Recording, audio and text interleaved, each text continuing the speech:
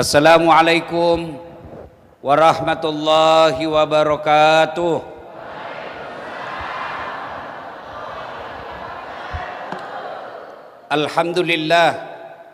Alhamdulillahi rabbil alamin. Wabihi nasta'inu ala umurid dunya waddin. Ashhadu an la ilaha illallah wa ashhadu anna muhammadan abduhu wa rasuluh. Allahumma salli ala sayyidina Muhammad wa ala alihi wa sahbihi ajma'in. Amma ba'd. Faqad qala Allah subhanahu wa ta'ala fi kitabil karim. Bismillahirrahmanirrahim. Ya ayyuhalladzina amanu dakhulu fis silmi kaffatan wa la tattabi'u khutuwatis syaitan innahu lakum adu mubin. Wahai orang-orang yang beriman, masuklah engkau ke dalam Islam secara sempurna. Jangan Islam politik, jangan Islam pemilu, jangan Islam pilkada, jangan Islam pencitraan. Hati-hati 2004 yang akan datang, 2024 kita pemilu. Banyak tiba-tiba muncul soleh, alim, pakaiannya bagus, kala-kala penampilan ustadz. Tapi setelah dicoblos hilang semua mereka. Jangan Islam seperti itu kata Allah. Islamlah secara benar dan janganlah engkau ikuti langkah-langkah setan. Jangan ikuti langkah-langkah setan kata Allah. Ketika Bapak Ibu menerima informasi acara ini, setan mulai kepanasan. Nggak usah kau datang, nggak usah kau datang, hari libur, lebih baik kau tidur di rumahmu. Alhamdulillah Bapak Ibu berhasil mengalahkan setan di rumah. Datang di tempat ini. Apakah setelah duduk di sini setan menyerah? Tidak, digoda lagi kamu. Tidak usah kau dengar ceramah, pegang HP-mu. Pegang HP-mu, pegang HP-mu. Itu godaan setan itu. Orang sudah ceramah masih juga sibuk. Godaan setan itu. Supaya kau tidak dengar ceramah. Sudah dikasih tahu bahwa godaan setan begini-begini, masih juga dia pegang. Kau bukan godaan setan, kau jadi setan. Tolong simpan HP-nya dulu, simpan dulu. Bu Ibu, simpan dulu HP-nya Bu. Bisa? Bisa? Simpan dulu. Ustadz, kita mau rekam. Kalau Ibu rekam mengganggu orang di samping. 2, gambarnya tidak jelas. 3, bisa diplesetkan tim sukses. Saya ini paling banyak ceramah saya diplesetkan. Syukur alhamdulillah semua calon pakai ceramah saya. Saya ini harus hati-hati karena saya ini dikenal ustadznya polisi. Bapak lihat itu ceramahnya semua penceramah. Mana ada yang berani maki-maki polisi? Hanya Dasat Latif. Maka saya harus pada posisi semua golongan. Karena kalau saya memihak satu calon, nanti dibilang itu calonnya Pak Polisi. Ya toh? Nah, yang ngundang saya juga di tempat ini polisi. Jenderal Bintang 1. Kalau beliau yang ngundang saya tidak ada kata, langsung siap Pak. Jangan ketawa, serius ini. Simpan. Ustadz, kita mau dengar ceramahmu. Nggak usah kau rekam, nanti ada yang kepleset mulut saya. Gimana caranya? Itu ada kamera saya bawa. Kau bawa pulang kameramu Ustadz. Gampang, nonton YouTube. Tablik Akbar Masjid Baitur Rahman. Saya cuma pancing. Ternyata kau hafal semua namanya ini masjid. Tablik Akbar Darussalam. Muncullah ini. Jangan lupa like and share. Sudah ya, simpan HP ya, bisa? Bisa? Dan janganlah engkau ikuti langkah-langkah setan.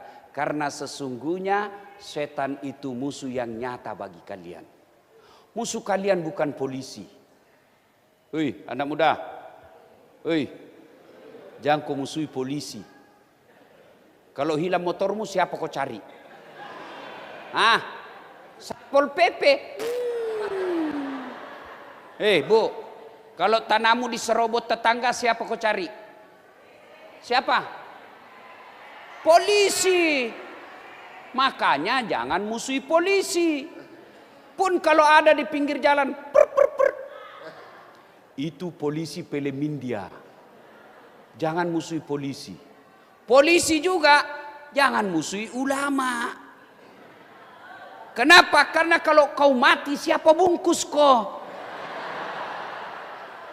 Maka yang baik seperti tempat ini, Jenderal Bintang 1 mengundang, ulama yang diundang, sama-sama menjaga Republik Indonesia. Ini contohnya. Maka ulama doakan polisi, polisi lindungi ulama untuk menjaga Republik Indonesia. Wa qala idzan bismillahirrahmanirrahim. Ya ayyuhalladzina amanu taqullaha haqqa tuqatih wa la tamutunna illa wa antum muslimun. Wahai orang-orang yang beriman, bertakwalah kalian kepada Allah dengan sebenar-benarnya takwa, dan janganlah kalian mati kecuali dalam keadaan beragama Islam. Ayat ini Jumat dibacakan khatib. Kalau di kawasan ini ada pengumuman yang harus diulang-ulang tiap Jumat, pasti pengumuman itu penting. Ayat ini Jumat dibaca, berarti ayat ini penting. Dan rasa-rasanya ayat ini susah diterima akal. Jangan kamu mati, berarti mati kau yang ngatur. Jangan mati ya, berarti mati mau-maumu. Padahal mati, mau atau tidak, tiba saatnya pasti mati. Orang kaya, orang miskin, raja-raja, rakyat biasa, janda. Kenapa kau ketawa? Semua mati. Berarti yang jadi masalah bukan mati. Yang jadi masalah illa wa antum muslimun, kecuali matimu dalam keadaan beragama Islam. Berarti ayat ini Allah informasikan, Dasat, Pak Hengki, hati-hati, kamu Islam, KTP-mu Islam, tapi belum tentu kau mati dalam keadaan Islam. Adakah orang Islam yang mati kafir? Ada. Insya Allah Bapak Ibu tidak akan mati dalam keadaan ngerampok. Amin. Insya Allah Bapak Ibu tidak akan mati dalam keadaan berzina. Insya Allah Bapak Ibu tidak akan mati dalam keadaan mabuk. Tapi yang bisa membuat kalian mati kafir, hubbi aklil haram, suka mengkonsumsi barang-barang haram. Dan salah satu di antaranya, uang haram itu menerima serangan fajar dalam pemilu yang akan datang. Ini semua ini. Kau ketawa karena kau semua pelakunya. Langsung dalam hatinya, mati, tidak jadi lagi ini. Orang datang kampanye, wane piro. Woi, anak muda, bapak-bapak, kamu kaya ndak terima uang 300.000 dari caleg? Ndak toh? Ibu-ibu, jadi miskin ndak menolak 300.000 dari caleg? Ndak kaya, ndak miskin dengan 300.000. Tapi yang pasti ketika kau memilih karena kau disogok, buka Al-Quran 166 167. Kamu akan menyesal nanti di akhirat, dan kau akan berkata, ternyata kami salah memilih. Ya Allah, kembalikan kami, keluarkan kami dari neraka. Apa kata Allah? Coba buka Al-Quran Al-Baqarah 167. Terakhirnya Allah katakan, tidak mungkin saya keluarkan kamu dari neraka. Hati-hati. Jangan pilih karena kau dikasih duit. Jangan pilih karena sekampung. Jangan pilih karena tim sukses. Dan yang paling penting, jangan gara-gara pemilu kalian bertengkar bertetangga. Jangan gara-gara pemilu kalian jamaah masjid akhirnya ndak sapaan di masjid gara-gara beda calon. Jangan ketawa, saya serius ini. 2019 kemarin siapa yang bertanding? Bapak Joko Widodo dengan Bapak Prabowo. Iya Bu? Iya Bu? Siapa yang menang? Siapa yang menang? Siapa menterinya? Beuh. Pilpres baku lawan, selesai pilpres satu paket. Kalian masih baku musuh. Dia sudah satu paket dalam kabinet, kalian bertetangga masih baku musuh. Apa namanya kalau bukan beleng-beleng? Paham? Paham? 3 calon semua orang Islam, 3 calon semua orang Indonesia. Soal ada busuknya, ya pastilah namanya manusia. Mana ada manusia yang tidak ada busuknya? Jangankan calon presiden, ini saja ada. Coba kalau saya dicari jejak digital saya, pasti banyak apa? Janji-janji palsu.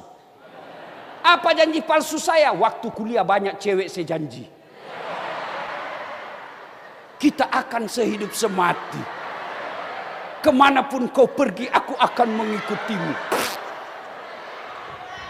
Begitu saya menikah, orang yang tidak pernah saya pacari. Datanglah semua cewekku, kenapa bukan saya? Saya bilang, apa boleh buat sayang? Jodoh takdir dari Allah. Allah tidak memperjodohkan kita. Aku diperjodohkan dengan istriku yang sekali. Ya sudahlah, syukur-syukur kau pernah kupacari. Sehingga kau kalau lihat saya viral, kau bilang sama anakmu, mantanku itu nak. Hei, Bu, 3 calon semua baik. Mau pilih jagoanmu silahkan. Tapi jangan kau hina orang yang tidak kau coblos. Selesai. Ya. Silahkan pilih jagoanmu. Jangan hina lawanmu. Soal apa kau pilih Dasat, itu urusan saya. Nanti di TPS kita buktikan. Dan kalau sudah terpilih, percaya itu pemberian dari Allah. Karena kekuasaan Allah yang memberikan dan Allah yang mencabutnya bagi orang yang diinginkan. Betul? Jadi jangan terima wan sogok ya. Woi. Punten. Sedulur-sedulur. Piye kabare? Abi-abi. Punten. Bugis. Ya. Wakala idan. Bismillahirrahmanirrahim. Innallaha wa malaikatahu yusalluna 'alan nabi. Ya ayyuhalladzina amanu sallu 'alaihi. Sesungguhnya Allah dan para malaikatnya bersalawat kepada Rasulullah Muhammad sallallahu alaihi wasallam. Maka wahai orang-orang yang beriman, bersalawatlah kalian kepada Rasulullah dengan sebaik-baik selawat. Suatu kali Nabi lagi bersama malaikat Jibril. Tiba-tiba Nabi melihat ada malaikat lebih 1.000.000 jari-jarinya. Ibu-ibu berapa jari-jarinya ibu? Berapa ibu? 10. Cacat dong. Tidak ada kakimu? 20. Ini malaikat lebih 1.000.000 jari-jarinya. Nabi kagum. Jibril, malaikat apa itu? Banyak betul jari-jarinya. Jibril menjawab, itu malaikat pencatat air ketika hujan. Lalu Nabi datangi malaikat itu. Wahai malaikat, apa betul kau mampu mencatat air ketika hujan? Ya, ku catat yang jatuh di gunung, ku catat yang jatuh di darat, ku catat yang jatuh di laut. Semua aku catat. Tak setetes pun yang tidak aku catat ya Muhammad. Maka aku sibuk dengan jari-jariku ini. Ada yang mampu catat air hujan di sini? Ada? Kenapa? Biar banyak, kalau jatuh-jatuh satu-satu bisa kuhitung bu. Ini banyak jatuhnya rame-rame dan laju. Mana bisa dihitung? Tapi malaikat ini mampu menghitungnya. Lalu malaikat ini berkata, ya Muhammad, ada satu yang tidak mampu aku catat. Apa? Lebih banyak jumlahnya dari air hujan. Apa gerangan itu? Ketika umatmu berkumpul di Masjid Darussalam, lalu mereka bersalawat bareng-bareng kepadamu, aku tidak bisa mencatat betapa banyak pahala yang Allah turunkan di tempat itu. Maka ketika berkumpul di tempat seperti ini, bersalawat kepada Nabi, karena pahalanya lebih banyak daripada air hujan ketika hujan. Maka saya mau ajak bersalawat. Bisa? Bisa salawat? Saya mau dengar bertanding kita. Mana lebih kencang suaranya bapak-bapak dengan ibu-ibu? Oh ibu-ibu, belum dinilai sudah lebih duluan dia. Inilah ibu-ibu ras terkuat di bumi. Weser kanan belok kiri. Begitu ditabrak, saya ikuti wesernya ibu. Kau salah, kenapa ikut weser? Mestinya lihat setir saya. Setirnya disuruh lihat pak. Dikasih alis yang cantik-cantik, dia kasih tipis lagi tuh. Tuh ibu-ibu ras terkuat di bumi. Maka kita dengar dulu ibu-ibu salawat, bapak-bapaknya diam. Bisa? Bisa? Jenis kelamin laki 9,5. Nah, ibu-ibu diam, bapak-bapak lagi yang merasa jenis kelamin laki-laki, ayo selawat. Jangan mempermalukan jenis kelamin kita, Pak. Ayo selawat deh. Yuk. Salatullah. Masya Allah. Ala toha. Salatullah. Ala Yasin. Masya Allah. Nilainya 9,7. Memang. Ala Yasin. Nilainya berapa ya? Nilainya 9,9.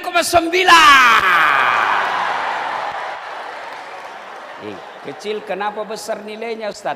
Beliau yang ngundang saya? Beliau yang kasih honor? Kalau saya kasih nilainya kecil, nanti honorku juga kecil. Oh bu, saya pernah salah menerima honor di Makassar. Kalau saya di Makassar biasanya satu malam 2 acara saya. Acara pertama selesai, saya buru-buru ke acara kedua. Saya lari-lari ke mobil, dikejar sama panitia. Tunggu dulu Pak Ustadz, tunggu dulu Pak Ustadz. Ya, datang dia kasih. Mohon maaf Pak Ustadz, amplop. Saya lihat amplop keluar, langsung saya sambar.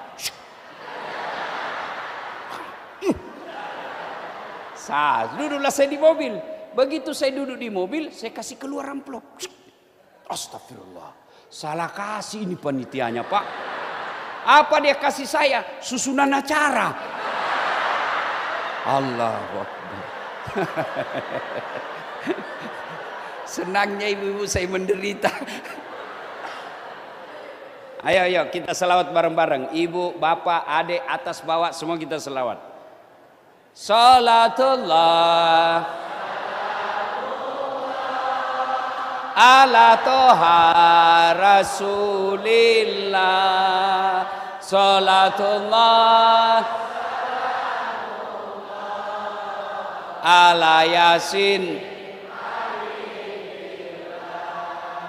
Tawassalna bi bismillah wa bil hadi rasulillah wa kulli mujahidilillah bi ahlil badri ya Allah. Salatullah ala toha rasulillah. Salatullah salamullah ala Yasin. Alhamdulillahi rabbil alamin. Ibu bapak, saudara-saudara sekalian, teristimewa para takmir masjid, pengurus yayasan yang insya Allah dimuliakan dan dirahmati oleh Allah Subhanahu wa ta'ala. Terkhusus imam kita Syekh Abdurrahman Al-Yamani, sana surga bagiku. Siapa ucapan itu? Ucapannya Rasulullah sallallahu alaihi wasallam. Nabi katakan rumahku adalah surga bagiku. Padahal rumah beliau sejarah membuktikan kalau beliau sholat berjamaah sunnah dengan istri beliau, ini kepalanya sampai ke langit-langitnya. Berarti bisa dibayangkan kecilnya rumahnya beliau. Kalau beliau sujud, kakinya beliau menyentuh kepalanya Aisyah. Begitu kecilnya rumah beliau. Beliau pernah didapati Anak cucu beliau Hasan Hussein pucat karena beberapa hari tidak makan. Ekonomi bukan keluarga kaya. Rumah tidak besar. Tapi alhamdulillah mampu mengatakan rumahku surga bagiku. Kenapa kita umatnya Muhammad rumah besar, kamar sesuai jumlah anggota keluarga, mobil banyak, kamar semua ber-AC, interior rumah laksana surga di dalamnya, cantiknya Masya Allah, uangnya banyak. Tapi apa yang terjadi? Rumahku rasanya seperti neraka. Berarti ada yang salah rumah tangga kita. Apa yang salah? Satu, salah kamu menilai rumah tangga. Kamu pikir orang kaya itu bahagia sebab bahagia harus kaya. Tidak. Kalau kaya membuat orang bahagia, tidak ada rumah tangga kaya yang cerai. Tapi berapa banyak orang kaya rumah tangganya berantakan. Sementara orang miskin bahagia rumah tangganya. Saya bilang sama istri saya, harta bukan jaminan kita bahagia. Tak ada uang. Tapi istri saya bilang, betul, uang tidak menjadi jaminan untuk bahagia. Tapi istri saya juga berkata, tapi tidak ada uang, susah untuk bahagia. Bilang, pintar kau sayang. Karena ada orang update status. Apa statusnya? Dia tulis, biar miskin, yang penting bahagia. Ku komenlah statusnya. Saya doakan kau miskin selamanya. Supaya kau bahagia. Wih, langsung diblokir saya, Pak. Saya bilang, apa salahku? Kakak kau bilang, biar miskin yang penting bahagia. Ku doakanlah kau miskin terus. Inilah namanya status beleng-beleng, tidak masuk di akal. Salah niat. Maka niat berumah tangga itu Nabi sudah katakan. Ayo acung tangan. Siapa yang belum dapat jodoh? Adik-adik, ada yang belum dapat istri? Ada. Ini kata Nabi. Nikahilah seseorang karena 4 hal. 1, lihat cantiknya. Lijamaliha. Lihat cantiknya. Kenapa? Cantik penting. Tapi jangan prioritas. Kenapa? Cantik ada batasnya. 17 tahun, sweet 17. Kalau dia ke masjid, semua orang terpesona. Masya Allah. 17 tahun. Balik itu angka 17. Berapa? 71. Masih cantik. Keriput. Belekan. Tai telinga. Kena stroke pula. Tidak ada lagi kok cantik.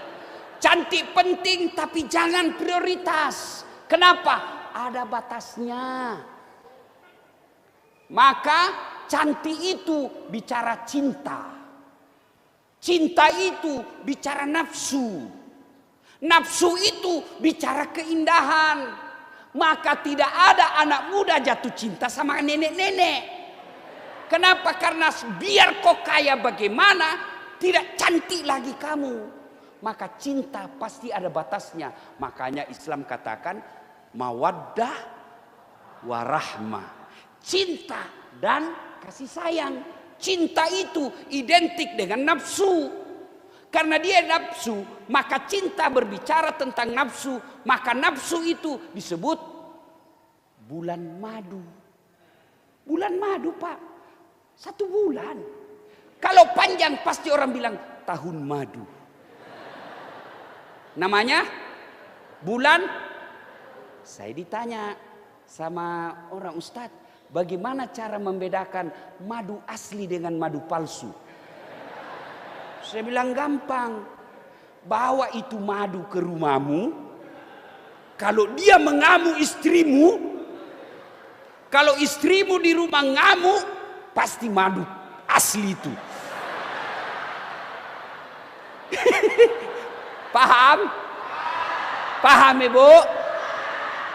Nah, ibu-ibu kalau dikasih madu dengan racun, ibu pilih di madu atau di racun?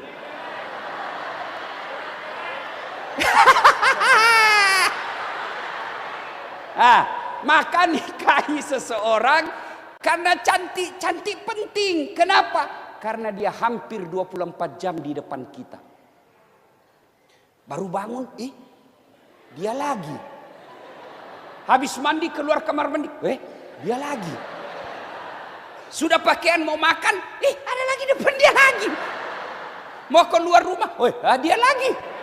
Pulang ceria, waduh ada lagi dia. Maka kalau dia jelek casingnya, pasti cepat ganti casing. Maka perempuan yang baik kata Nabi, menyenangkan hati ketika dipandang wajahnya. Menyenangkan hati bukan karena cantik. Biar mukamu cantik tapi mulutmu kasar, mana ada orang senang. Yang enak cantik, tutur kata lembut. Assalamualaikum kakandaku Arjunaku.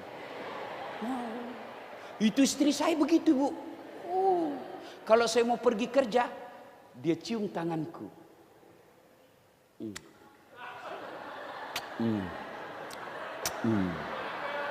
Sudah itu cukup tidak? Dia cium lagi mukaku bu.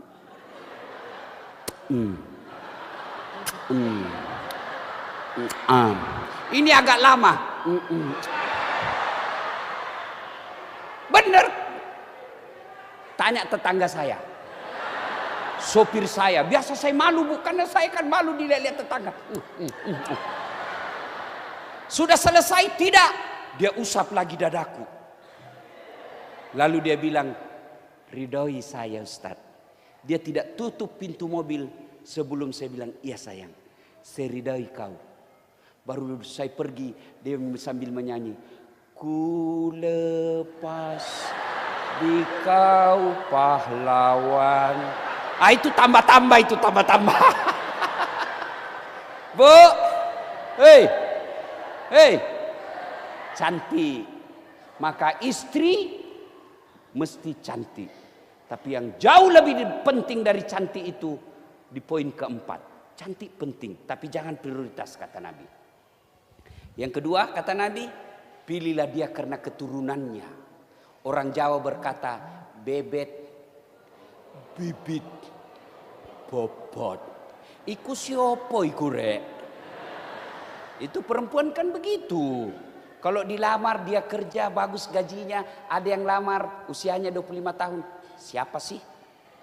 Itu 25 tahun. 30 tahun, siapa ya? 45, siapa saja.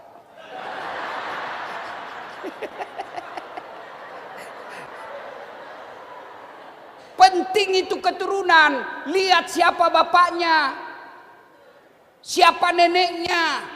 Tapi tidak boleh prioritas. Kenapa? Karena ada orang bapaknya Nabi, anaknya pengkhianat. Siapa? Alaihissalam. Ada juga bapaknya pengkhianat, nyembah berhala, anaknya jadi nabi. Siapa? Ibrahim alaihissalam. Maka poin kedua, penting cari orang keturunan baik-baik, tapi tidak boleh jadi prioritas utama. Yang ketiga kata Nabi, pilih karena kekayaannya. Adik-adik, cowok-cowok, tidaklah mengapa kau cari perempuan yang cantik, keturunan baik-baik, dan anak orang kaya.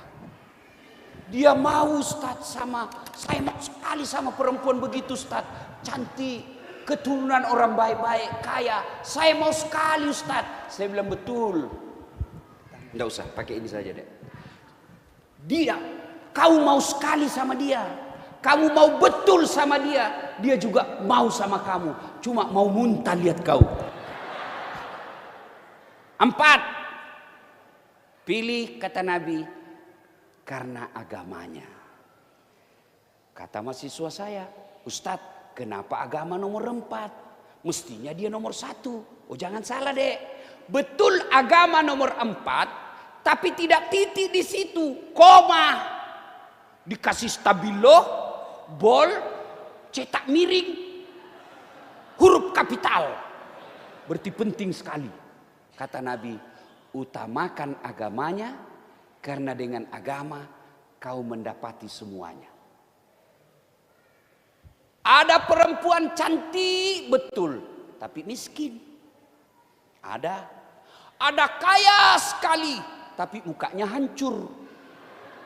Ada lagi kaya, cantik, akhlaknya kesurupan. Iya toh? Untuk mengkumpul empat-empatnya, dia cantik, keturunan baik-baik, kaya, lalu agamanya bagus, belum tentu ada 2 di antara 100 perempuan. Makanya Nabi katakan utamakan agama. Meskipun dia miskin, kalau agamanya baik, akhlaknya memperkaya dirinya. Meskipun dia tidak cantik, tapi tutur katanya baik, nampak cantik di depan orang karena kelembutan jiwanya. Kalau bapak ibu dapat, Pak, adik-adik, kalau kau dapat perempuan cantik, kaya, keturunan baik-baik, bagus agamanya, tunjukkan ke Dasat Latif. Kalau kau tidak mau, saya yang maju. Hei, maka utamakan agama. Begitu juga ibu-ibu, kalau nanti milih mantu. Kalau ibu sudah kaya, ngapain cari anak orang kaya? Biasanya anak orang kaya meremehkan istrinya. Kenapa? Karena dia bilang kamu orang miskin. Kalau kamu pejabat, ngapain kau cari anak pejabat? Kau sudah jadi pejabat. Cari orang yang baik agamanya. 8 anakmu, cari minimal 2 yang baik agamanya, supaya urusan akhirat ini yang 2 urus kamu. Ibu, hei, kalau kau pilih mantu yang licik, culas, malas, nanti dia gaduh itu anak mantumu. 4 anakmu akur, saudara dia saling menghormati, tapi dapat istri provokator.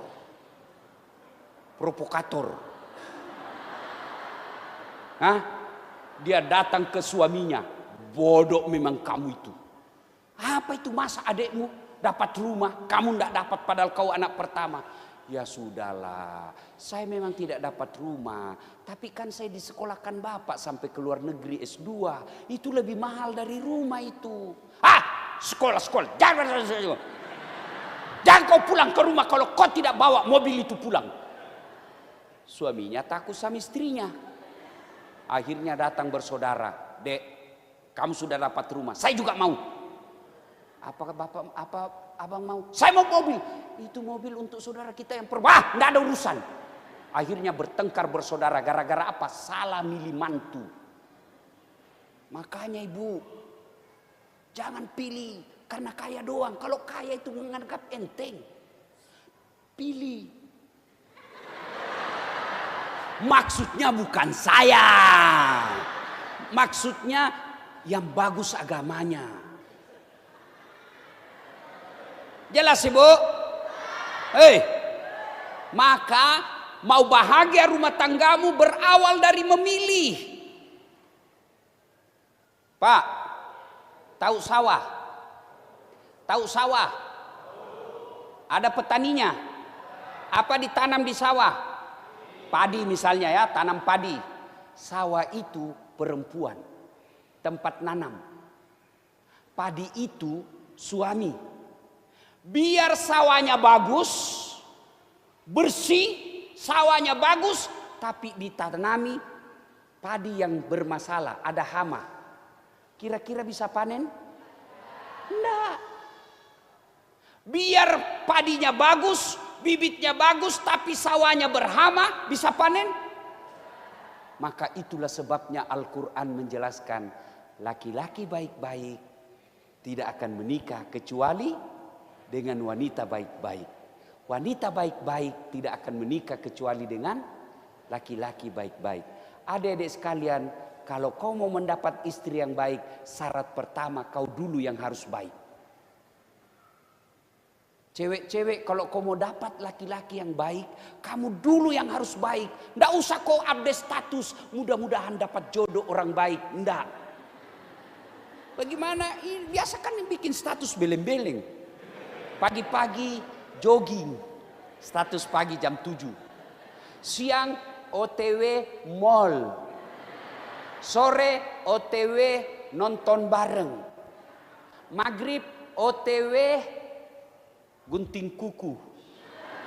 Mau tidur jam 9. Semoga dapat suami yang bisa jadi imam dalam hidupku. Bagaimana kau dapat imam? Tidak pernah kau datang ke pesantren. Yang mau dapat imam, pagi-pagi tadarus. Siang OTW pengajian, rumah tangga bahagia. Sore alhamdulillah hatam 2 juz. Maghrib alhamdulillah selesai sholat taubat. Insya Allah kau dapat imam.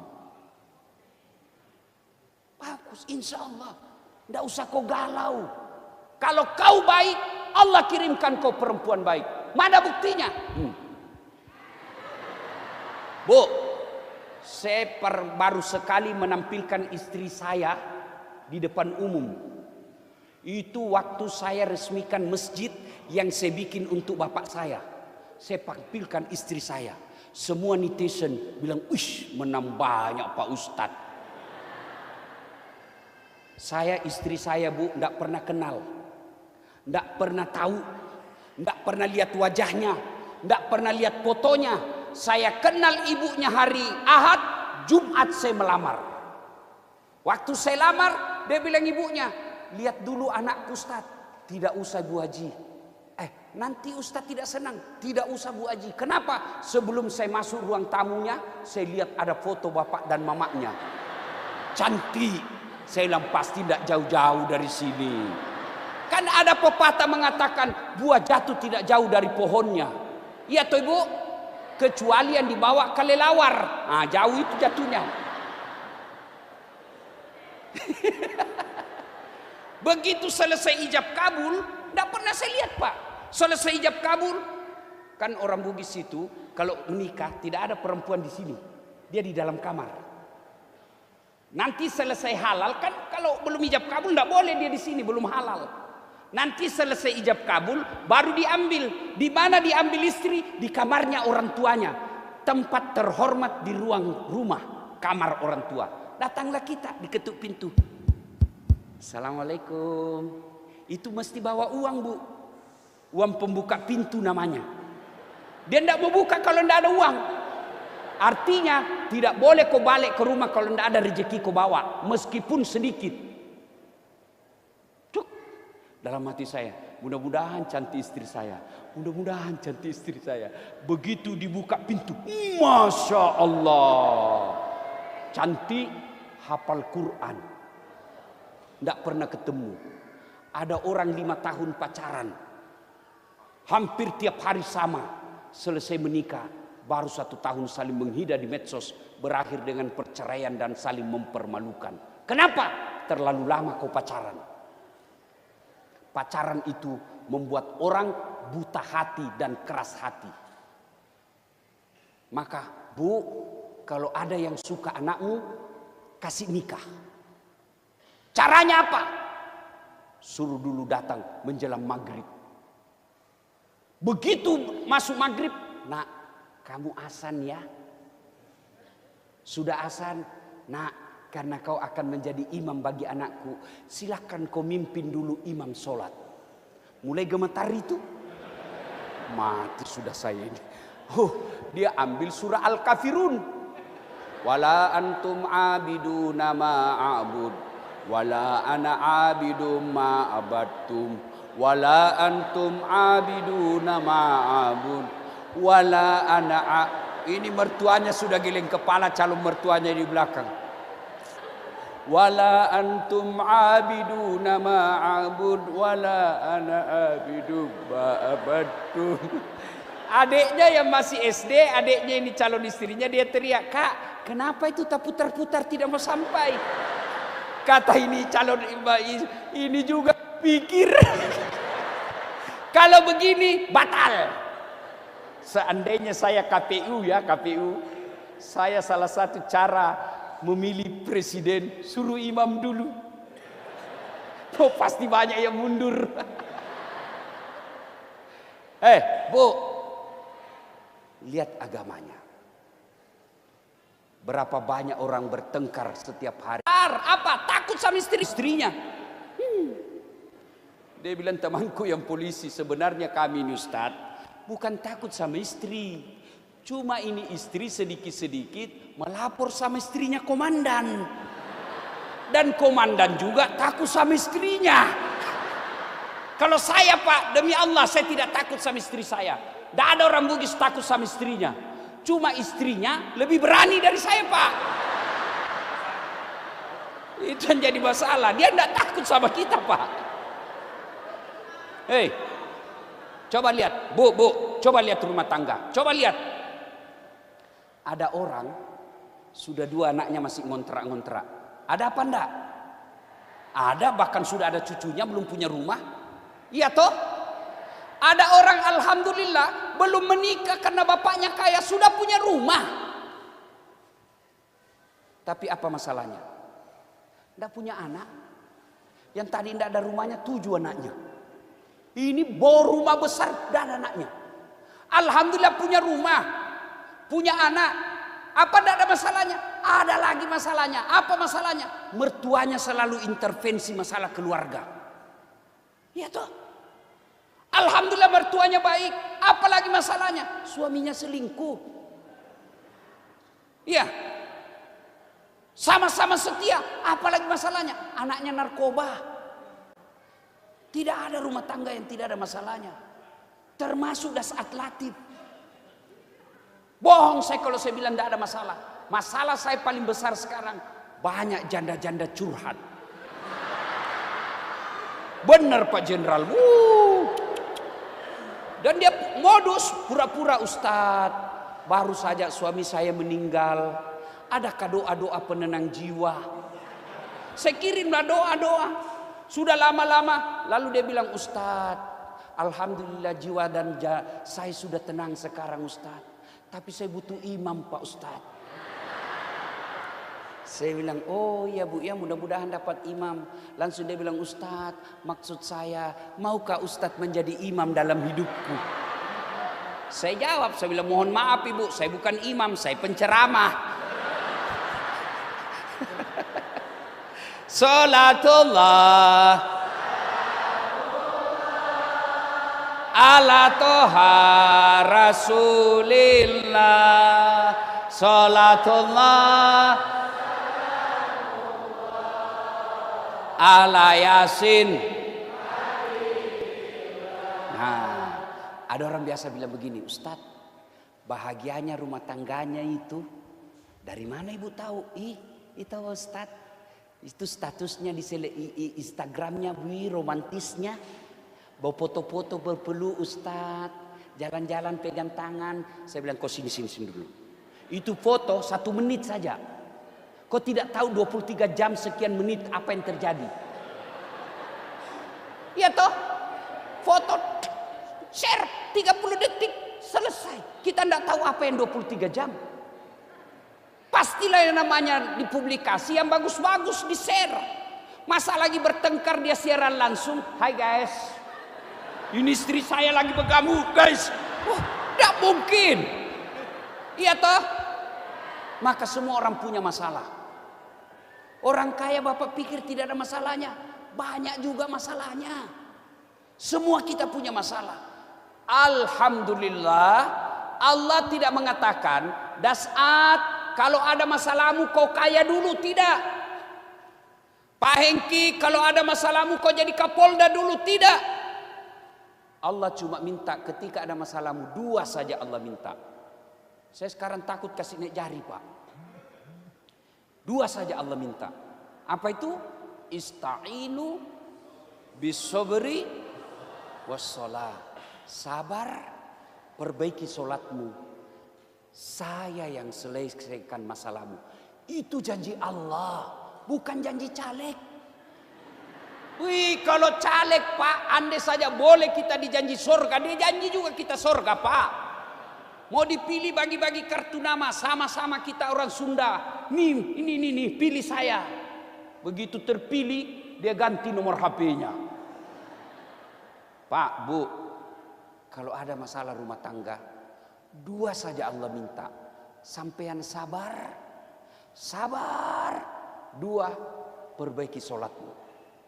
Kalau rumah tanggamu tidak bahagia, padahal rumahmu mewah, pasti tidak beres sholatmu. Kau dagang selalu rugi, pasti sholatmu tidak masalah. Pasti masalah sholatmu. Duit banyak, kau tidak bisa bahagia, pasti sholatmu tidak beres.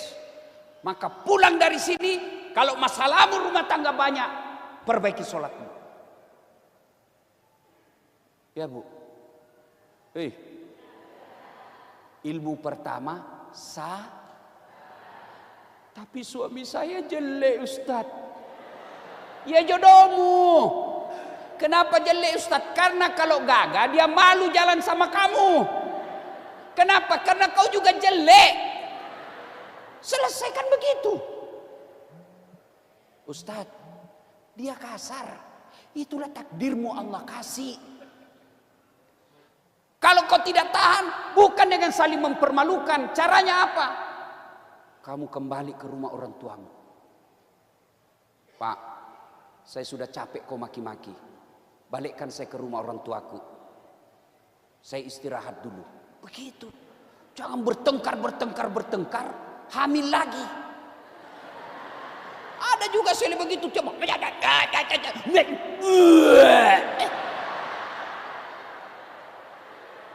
Ibu ketawa karena begitu toh.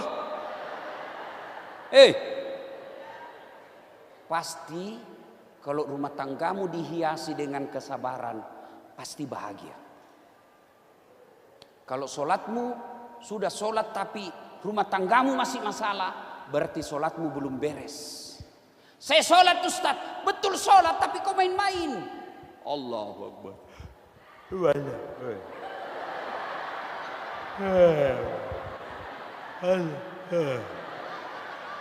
Sami Allah.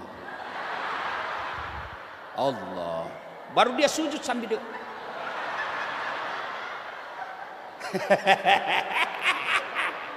Kau bayangkan diri sendiri toh. Ya wajar kau 30 tahun sholat, 30 tahun berumah tangga tidak bisa bahagia. Kenapa? Sholat kau tidak beres. Malah ada ibu-ibu yang tanya, Ustaz, boleh kan tidak pakai BH? Kenapa bisa ibu? Dia bilang, rumah saya kan kecil Ustaz, panas. Ya boleh. Cuma itu menunjukkan kamu tidak ikhlas. Bagaimana ya kalau tidak pakai itu ruku? Boh. Lempar-lempar.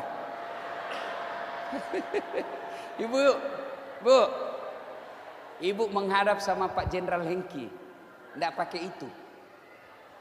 Mohon maaf Pak Jenderal. Dia dapat ke istrinya, dia usir kau, keluar kau. Ini kurang ngajarin, keluar, tidak sopan. Jadi kalau mau rumah tanggamu bahagia, perbaiki sholatmu. Mulai dari sempurnakan wudhu, ya, jangan wudhu sambil menelpon. Ya, kamu mau nawar berapa? Ya sebenarnya ada sih yang nawar.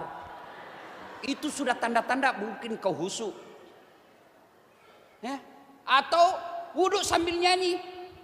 Cikampek, Tasikmalaya, aku capek gara-gara dia.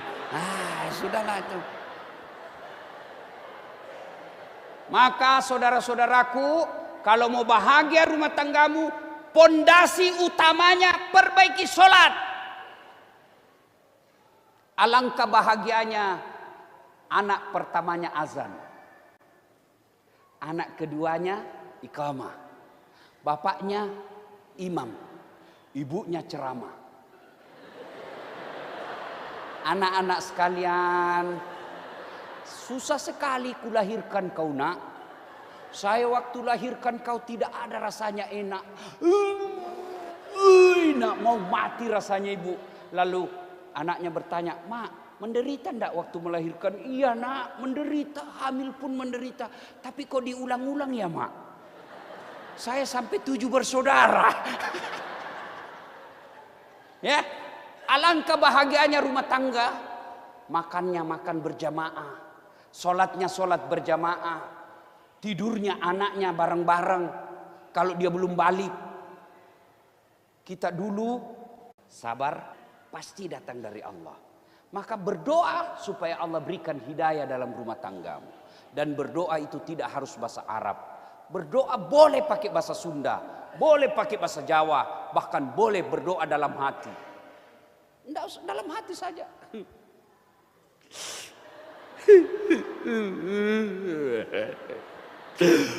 Amin. Oh ternyata doanya baru saja dia dapat WhatsApp lope-lope dalam HP suaminya. Doalah, ya Allah, tidak mungkin aku bisa menjaga suamiku. Engkau maha menjaga. Aku titip suamiku, jagalah dia 24 jam ya Allah. Buat hatinya terpesona kepadaku. Buat kepalanya pening kalau dia tidak telepon saya dalam 2 jam. 2 jam telepon. Halo bu, ya sayangku. Jangan berdoa di medsos. Berdoanya memang rajin tapi di medsos. Doanya, ya Allah, lindungi suamiku. Sibuknya itu Tuhan mau baca statusmu. Doa setiap selesai sholat dan Allah sampaikan, ud'uni astajib lakum. Minta kau kepadaku, pasti saya kabulkan. Karena masih ada sesi tanya jawab. Kalau ada yang kurang jelas, silakan ditanyakan. Demikian, assalamualaikum warahmatullahi wabarakatuh. Bismillahirrahmanirrahim. Assalamualaikum warahmatullahi wabarakatuh. Nama saya Angga dari Cilengsi, di University. Yang ingin saya tanyakan perihal tadi yang Ustadz sampaikan mengenai Allah memerintahkan kita untuk pada saat kita punya masalah memerintahkan dua, yaitu sabar dan sholat. Yang ingin saya tanyakan, apakah dalam Islam mengenal istilah sabar itu ada batasnya? Dan kemudian bagaimana cara kita menyikapi saat kita bersabar dan sedang memperbaiki sholat kita? Pertolongan Allah, kita rasa pertolongan Allah tak kunjung datang. Bagaimana kita menyikapi hal tersebut? Apakah ada ceritanya atau riwayatnya seseorang yang bersabar dan memperbaiki sholatnya, tapi Allah tak kunjung mendatangkan pertolongannya sampai orang tersebut wafat? Itu saja Ustadz, terima kasih. Assalamualaikum warahmatullahi wabarakatuh. Ya, terima kasih. Pertanyaan pertama, kalau dikatakan sabar ada batasnya, berarti bukan sabar. Sabar itu tidak ada batasnya. Mau belajar orang yang paling sabar dalam menghadapi musibah? 1, Ayub alaihissalam. Ayub, baca, ingat sejarahnya kan? Kaya, rajin sedekah, bangkrut. Begitu bangkrut, datang setan. Ayub, ngapain kau sembah Tuhanmu? Sudah diambil hartamu. Apa kata Ayub alaihissalam? Inna lillahi wa inna ilaihi raji'un. Harta ini milik Allah. Allah titip kepada saya. Namanya titipan, bukan saya punya. Allah mau ambil ya sudah. Yang penting saya sudah pernah rasakan kaya. Bicara soal kaya bu, ambil ilmunya tukang parkir. Tahu tukang parkir bu? Banyak itu mobilnya toh? Banyak mobilnya. Oh, orang datang ambil mobilnya. Apa dia marah? Enggak, cuma dikasih 2.000. Ikhlas ambil pak. Kenapa? Dia tahu ini titipan. Bukan saya punya. Itu sikap kalau harta hilang. Titipan. Apa sampai di situ ujian Ayub? Tidak. Wafat anaknya. Datang lagi setan. Ngapain kau sembah Allah? Diambil hartamu, diambil lagi anakmu. Anak titipan. Allah ingin ambil, ambillah. Sampai di situ selesai ujiannya? Tidak. Sakit.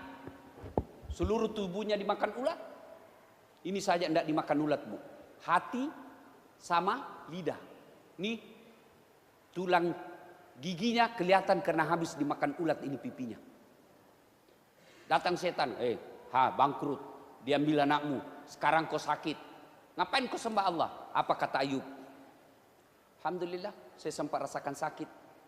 Sehat. Saya baru 16 tahun sakit. Sudahlah, yang penting saya pernah rasakan sehat. 16 tahun sakit, Ibu. Kita baru 2 hari pening kepala. Rasa-rasanya saya mau mati sudah ini.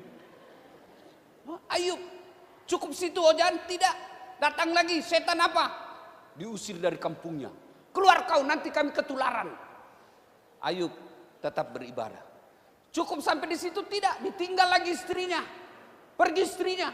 Ayub menyerah? Tidak. Lalu Allah memujinya. Kau lihat itu Ayub. Kaya, sehat, sakit, miskin, terpuruk, tetap beriman kepada Allah. Lalu Allah cukupkan, selesai ujianku.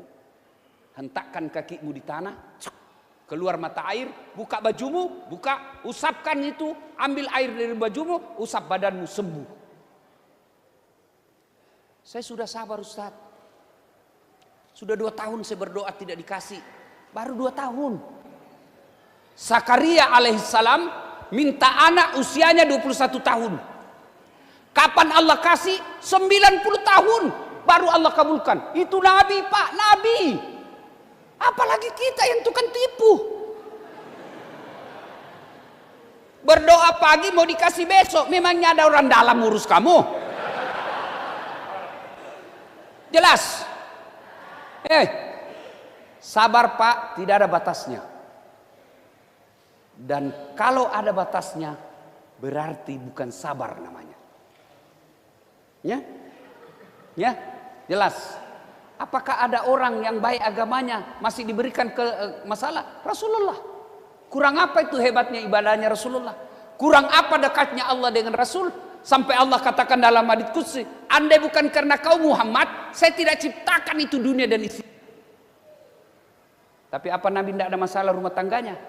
Nabi pernah kelaparan, Aisyah pernah cemburu, Rasul juga pernah cemburu kepada sepupunya Aisyah, itu Nabi. Apalagi kita. Hebatnya orang yang kena musibah ketika dia sabar, musibahnya menggugurkan dosa-dosanya.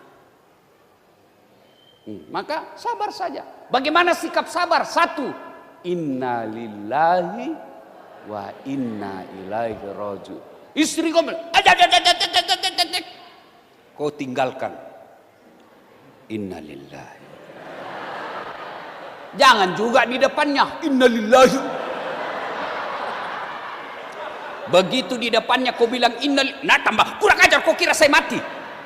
Tapi balik haluan inna lillahi wa inna ilaihi. Usap dada supaya berbekas. Kalau kau cuma bilang inna lillahi, tidak berbekas itu.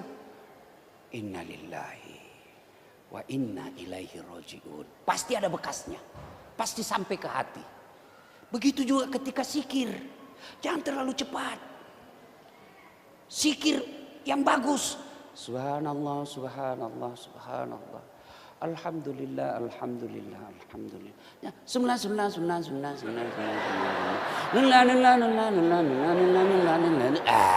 Setan malah tambah tepuk tangan, tak. Jelas, Pak? Nggih. Ada lagi? Langsung saja. Ibu di belakang. Silakan. Bismillahirrahmanirrahim. Nama saya Wiwin. Pak Ustadz, saya ingin bertanya tentang masalah meraih rumahku surgaku.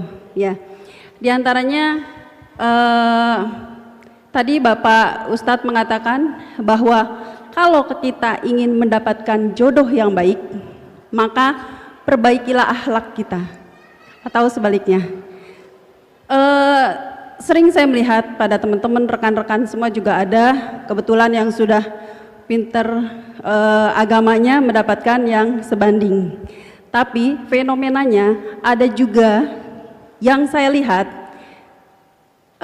si ikhwannya ini soleh dan sebaliknya akhwatnya ini tidak solehah atau sebaliknya juga, sehingga tercetuslah atau terucap bahwa aduh, seandainya saya tidak begini, maka tidak akan begini. Sementara kalau saya tidak salah, ada isi hadis seperti itu, kita tidak boleh mengatakan seperti itu. Ya Ustadz ya, mohon diperjelas. Jadi bagaimana kita menyikapi, mungkin ini adalah pertanyaan mewakili rekan-rekan saya. Terima kasih. Wassalamualaikum warahmatullahi wabarakatuh. Waalaikumsalam. Mohon maaf, maksudnya Bu gini ya, ada orang soleh dapatnya soleh, ya, ada ju soleh dapatnya salah, ya. Kan Ibu tadi katakan fenomena, fenomena itu sesuatu gejala bukan pasti. Itu namanya, itu bedanya fakta dengan fenomena. Ada fenomena gejala-gejala akhirnya diteliti, diteliti itu kemudian hasilnya jadi rumus, rumus itu tidak abadi, diteliti ulang lagi, itu fenomena namanya. Nah, kan yang kita lihat fisiknya, dia rajin ke masjid, tapi kan kita tidak tahu masa lalunya. Jadi sangka baik. Kalau Allah kasih kamu, percayalah itulah yang terbaik. Percaya. Ternyata tidak cocok, apa harus dicocok-cocokkan terus? Dua jalan keluarnya. Satu, bertahan jadi amal kalau kau sabar. Dua, tidak sabar, selesaikan secara baik-baik. Gimana? Kembali ke orang tua masing-masing. Kalau istri saya selalu saya kasih bilang, untuk apa kau periksa HP ku? Kalau kau periksa HP ku, kau dapat lope-lope? Ya kan ada WhatsApp salah kirim. Iya toh, pura-pura curhat. Ya namanya kita manusia biasa bos, barang bagus. Iya toh, kan kita punya jatah 4 giga. Kalau 1 giga gambar jelek, gambar kabur, sinyal hilang-hilang. Kalau 4 giga Pak, cepat laju Pak. Kalau berani. Kalau saya tidak menganjurkan. Saya bilang kalau kau dapat di HP ku, kau baca kau mau apa? Ayo. Kau mencerai? Kau mampu janda dari saya? Kalau kau cerai, kau mampu dapat suami lebih baik dari saya? Sudahlah, kau sabar saja. Caranya jangan periksa HP. Selesai urusan. Iya Bu, toh? Ibu saya sarankan jangan selalu buka handphonenya suamimu. Untuk apa?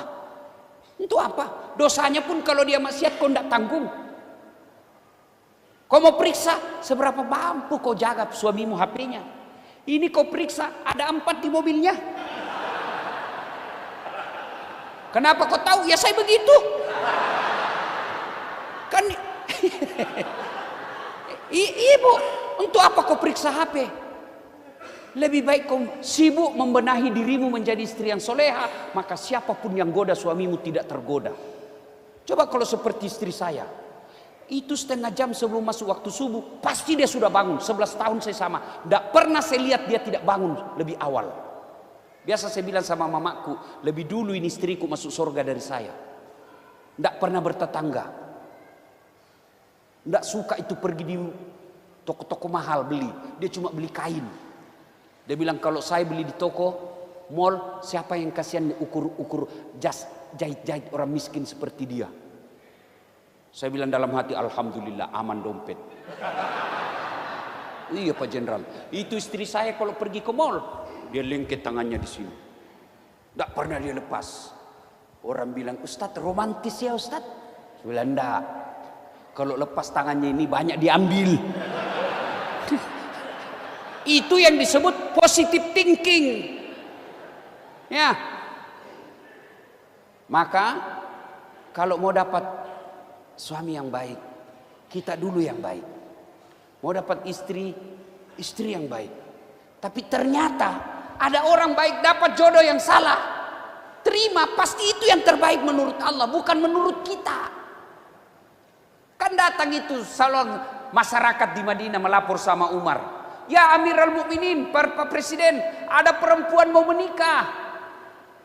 Ini perempuan saya tahu sekali masa lalunya. Laki-laki yang mau dapat orang baik, tapi dia tidak tahu siapa calon istrinya, siapa masa lalunya. Apa saya beritahu siapa ini calon istrinya? Kata Umar, kenapa kau sibuk mau urus urusannya orang? Kau tahu tidak siapa yang rahasiakan ini sehingga itu calon suaminya tidak tahu? masa lalu istrinya, calon istrinya. Allah yang tutup aibnya. Ada urusan apa kau mau buka aibnya orang? Maka ibu-ibu jangan suka cerita aibnya orang. Penyakitnya ibu-ibu nih. Kumpul begini tuh, oh masih gosip. Dia enggak cerita tapi mukanya.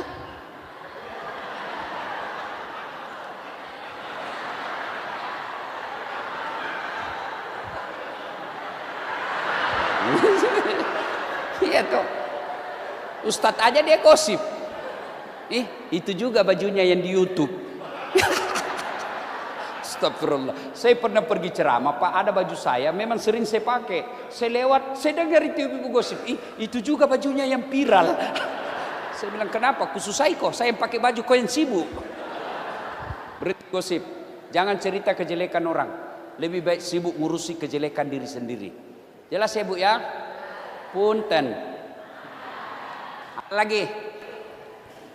Assalamualaikum warahmatullahi wabarakatuh. Waalaikumsalam. Terima kasih Pak Ustadz. Ada dua pertanyaan yang ingin saya sampaikan.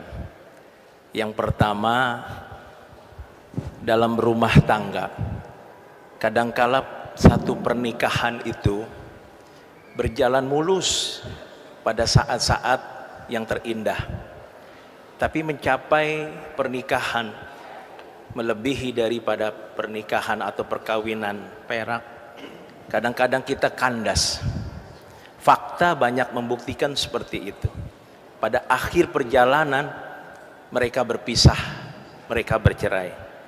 Mohon tip dari Ustadz. Yang kedua, banyak orang-orang yang sudah berumah tangga selalu membuat status kemesraan, ya, kemesraannya dibuat di dalam status. Apakah itu baik atau tidak? Atau memang ada sesuatu apa yang dibalik itu semua? Terima kasih. Assalamualaikum. Terima kasih. Yang kedua dulu Pak, kita sangka baik sajalah. Kalau ada orang suka update status romantis rumah tangganya, kita ambil romantisnya. Ya, sangka baik saja. Tapi saya tidak pernah ngepost istri saya di medsos. Bukan saya tidak mau, istri saya ngamuk, marah dia. Ngapain kau saya foto saya? Saya bukan untuk dinikmati orang lain, saya dinikmati khusus kamu. Pernah lagi dilihat HP. Kenapa tidak pernah wallpapermu foto saya? Saya bilang, sayang, karena saya sudah hafal mukamu. Itu semua ilmu menghadapi istri. Kenapa orang banyak bertengkar rumah tangganya? Karena suami malas muji istri. Bapak mau tahu rumus membahagiakan istri? Puji. Perempuan itu paling senang dipuji meskipun dibohongi. Benar Pak, benar. Ya Bu, punten, Bu. Ibu senang kan kalau dibilang ibu, makin cantik. Apa ada ibu makin cantik? Nggak mungkin, tapi ibu senang toh. Sama saya, orang ketemu teman saya puluhan tahun Dasaat, kau makin muda. Dalam hatiku, kau pasti bohong. Mana ada orang makin muda? Tapi saya senang, nggak apa-apa, saya senang juga. Maka puji istrimu. Baru bangun, kau peluk, aduh, seperti tidak tahu ya kenapa saya makin sayang sama kamu, padahal dalam hatimu sudah jengkel. Tidak apa-apa, ada 3 bohong yang dibolehkan dalam agama, halal, bohong, bahkan pahala. Satu di antaranya, bohongnya suami menyenangkan hati istrinya. Itu boleh itu. Waduh, makin cantik aja kau lihat sayang, rasanya tidak bisa saya jauh-jauh dari kau. Suami istri itu pasti maksudnya itu dalam hatinya, saya tahu kau bohongi saya, tapi dia senang. Coba kita ini penyakit kita laki-laki, memuji orang di depan istri. Nonton TV, wah cantik betul, pasti tersinggung itu istrimu. Ya, lewat tetangga, assalamualaikum ibu, gimana kabar? Itu istri tetangga. Sama istrimu, dari mana kau bodoh memang ini? Ya, ibu juga, suami itu senang apa? senang diakui dia sebagai pemimpin. Kalau bertengkar, biar ini rumus juga Pak. Kalau istrimu marah, kamu diam. Biar bagaimana kau jelaskan, tidak masuk di akalnya. Lebih baik diam. Apalagi kalau dia sudah bilang pokoknya, diam saja Pak. Tidak bisa dilawan ini mama-mama berdiskusi. Maka ketika bertengkar Ibu, karena kamu emosi, marah, oke. Tapi 1 jam kemudian kau pegang pundaknya. Baru kau bilang, Bang, sudah kupikir. Tapi sepertinya memang kau lebih benar. Baru dia bilang itu dalam hatinya. Saya memang pemimpin. Tapi coba kalau suamimu pangkatnya tinggi, ada anak buahnya kau tunjuk-tunjuk. Wah, hancur rasanya kita jadi suami. Hei, mau lagi tahu bahagianya istri? Coba kenapa ketika Allah berbicara akhirat, balasannya laki-laki bidadari. Satu laki-laki berapa perempuan ketika bicara akhirat Allah katakan balasannya perhiasan. Kenapa? Karena semua perempuan senang perhiasan. Maka kalau istrimu suka ngomel di rumah, pasti kamu jarang belikan perhiasan. Ya Ibu? Maka pulang belikan perhiasan meskipun palsu.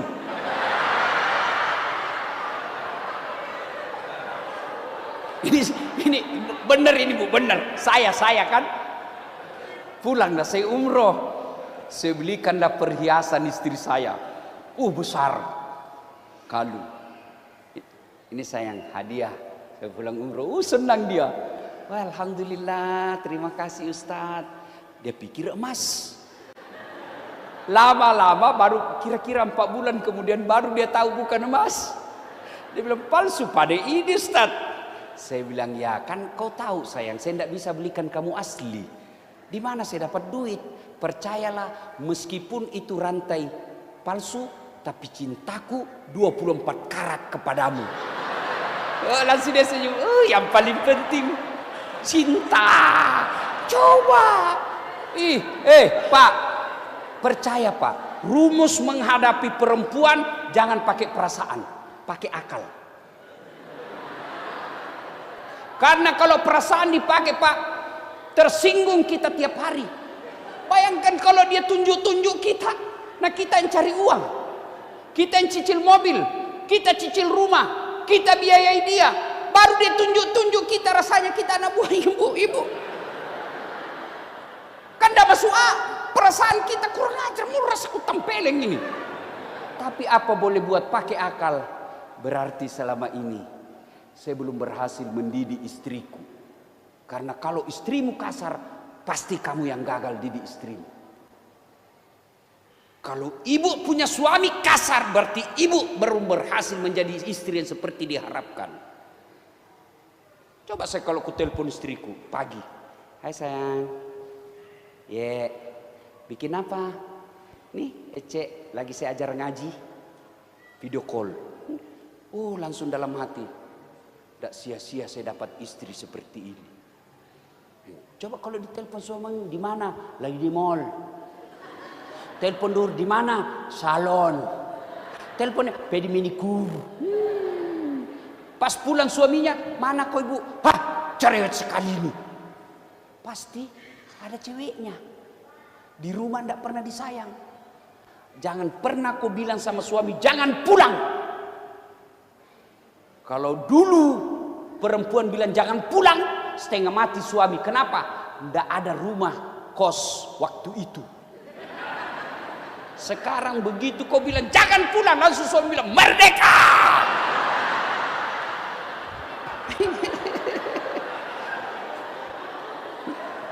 Ya, tuh. Jadi kalau kita mau bahagia rumah tangga harus tahu fungsi, tugas, kewajiban. Dan yang paling penting Pak, minta pertolongan Allah. Hidayah bukan dari ustadz. tapi dari Allah Subhanahu wa taala. Saya baik Ustaz. Kenapa ya istri saya kok begitu? Berarti Allah ingin rasakan.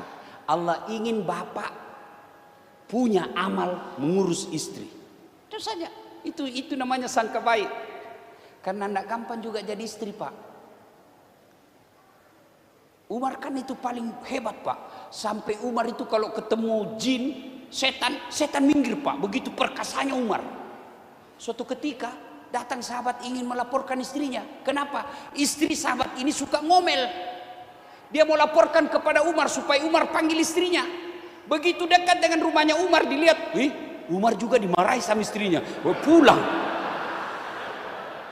Kira-kira Pak Hengki, Jenderal Bintang 1, datang anak buahnya mau melaporkan istrinya, dilihat Pak Hengki juga marah-marah istrinya, pulang deh. Tapi apa kata jawaban Umar?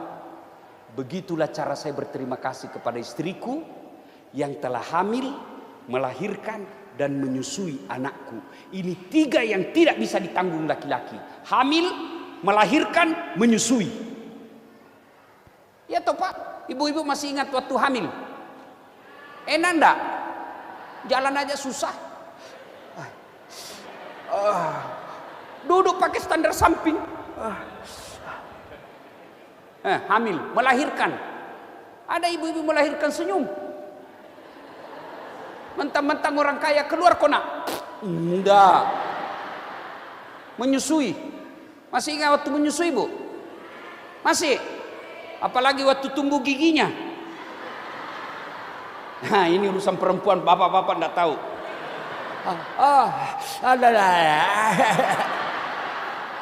Begitu digigit apa kau tinju? Enggak, dia bujuk. Siang anaknya.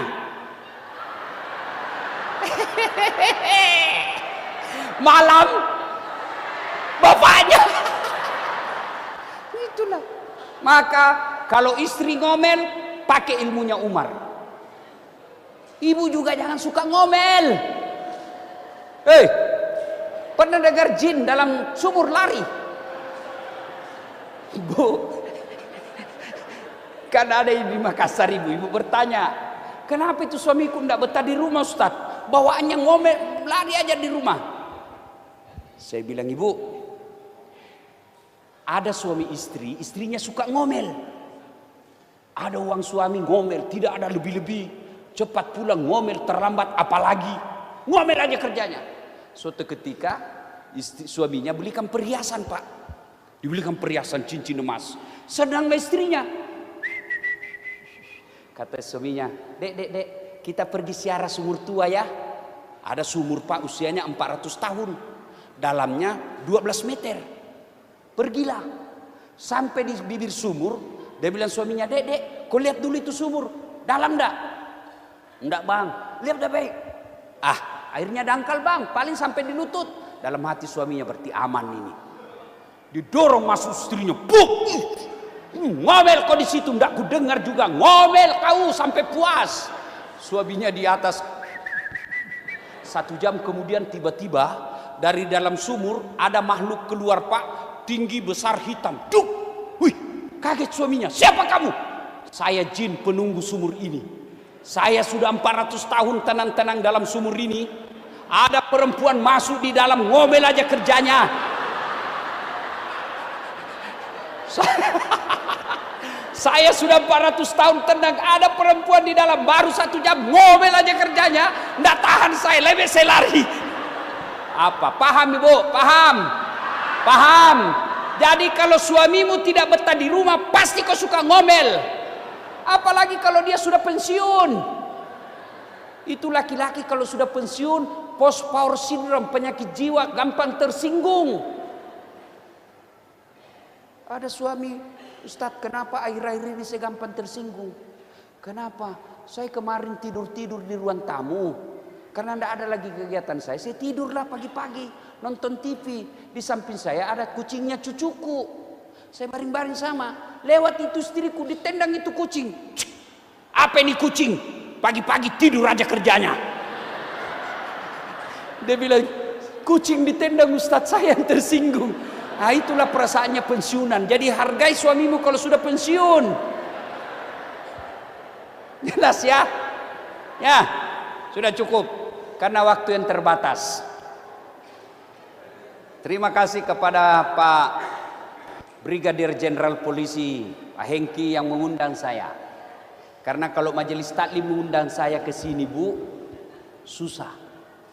Kenapa? Mahal tiket. Ibu, berapa saldomu? Jilbab aja belum lunas. Oh, naik pesawat PP mahal, pakai hotel. Untung ada polisi jenderal yang peduli terhadap dakwah. Ah, ini beliau. Kita doakan sehat walafiat, panjang umur, bahagiakan rumah tangganya, dan yang lebih penting pangkat jabatannya bermanfaat buat orang banyak. Amin. Terima kasih. Kalau masih ada yang mau bertanya, silahkan kirim di nomor HP saya. Saya tidak punya manajer, saya langsung ngurus semua jadwal saya. Ibu mau bertanya silahkan kirim di telepon 081 21 2-nya 5 kali 2222298. Dasat Latif. Saya ulang, 081 21 222298. Itu WhatsApp saya. Atau kalau mau dengar-dengar ceramah-ceramah pendek yang 1 menit, follow saya di Instagram. Dasat Latif 1212 centang biru. Nah, kalau Bapak bertanya supaya cepat dijawab, bertanyanya lewat WhatsApp. Jangan WhatsApp, SMS maksud saya. Karena kalau WhatsApp itu ratusan yang masuk satu hari. Tapi SMS biasa masuk langsung saya jawab. Karena sekarang orang jarang pakai SMS. Cuma kalau Bapak Ibu pakai SMS, jangan saya disuruh bayar. Ada juga itu SMS, Pak. Nomor ini berusaha menghubungi Anda. Jika Anda setuju membayar Rp620, ketik yes. Jangan juga masa kita lagi kok suruh bayar. Ya, terima kasih. Mudah-mudahan masjid ini menjadi sumber peradaban Islam yang baik. Masjid yang menjadi sumber kekeluargaan dan persahabatan yang lillahi ta'ala.